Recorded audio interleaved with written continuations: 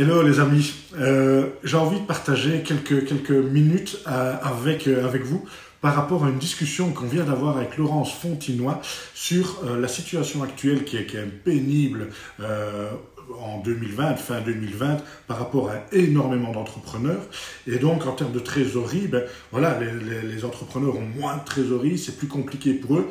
Et Laurence qui me disait, oui, mais il y a quand même quelques trucs faciles à mettre en place pour que les entrepreneurs puissent voir leur avenir de manière plus radieuse. Alors, Laurence, qu'est-ce que tu pourrais conseiller à un entrepreneur qui aujourd'hui a un peu dur? Un peu la corde au cou. C'est vrai que la trésorerie, on a beau dire, une société sans trésorerie, c'est une société en difficulté.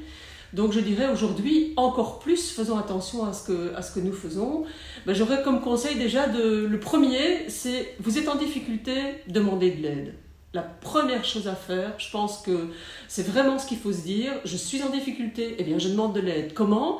Eh bien en demandant à un fournisseur, par exemple, un allongement du délai de paiement. Tous ne sont pas serrés, hein, donc certains peuvent faire de gros efforts. Demander par exemple à un propriétaire un report de paiement de la location du loyer, voire pour certains, pourquoi pas, à une aide véritablement constructive en disant oui, écoute, ok, ce mois-ci, le loyer, on l'oublie. Mais de nouveau, si vous ne le demandez pas, il y a peu de chances que ça arrive tout seul. Et puis après, il y a les techniques habituelles, c'est savoir à qui j'ai vendu, quand cette personne doit me payer, et si elle ne m'a pas payé, il n'y a rien à faire. Là aussi, si vous ne demandez pas, vous n'aurez pas. Allez réclamer votre argent. Il n'y a aucune honte à faire ça. Ça doit se faire de manière régulière, et plus vous le ferez de manière régulière, plus vous aurez aussi... Vous serez reconnu comme un professionnel et quelqu'un à qui on peut se fier. Donc, réclamez votre argent. Et pour le petit plus aussi, si vraiment vous y arrivez à payer dans les 5 ou 10 jours, réclamez un escompte. Un escompte, c'est 2, parfois 3. Si on travaille avec les fournisseurs étrangers comme les Allemands, eux montent parfois jusqu'à 4 ou 5%.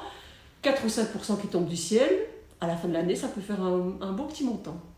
Donc en fait, c'est d'être actif et non pas passif. Mais tout à fait. La trésorerie ne va pas arriver comme ça. Tu parlais du suivi des impayés, tu parles effectivement de demander de l'aide, entre guillemets.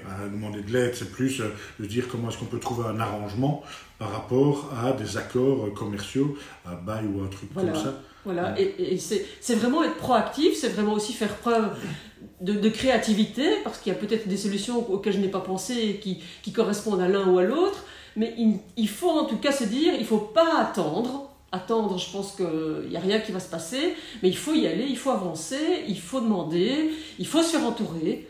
C'est ce qui est pour moi fondamental, se faire entourer. Et je pense qu'alors, on arrive à surmonter toutes les épreuves. Donc il n'y a pas de honte à avoir un problème de trésorerie temporaire, mais il ne faut pas rester les mains dans les poches. Et donc, si vous voulez avoir des idées pour améliorer votre trésorerie, n'hésitez pas à prendre contact avec Laurence, laurencefontinoy.com. Vous trouverez très très facilement ses coordonnées sur son site internet. Merci Laurence d'avoir partagé des conseils. Merci Marc-Alexandre.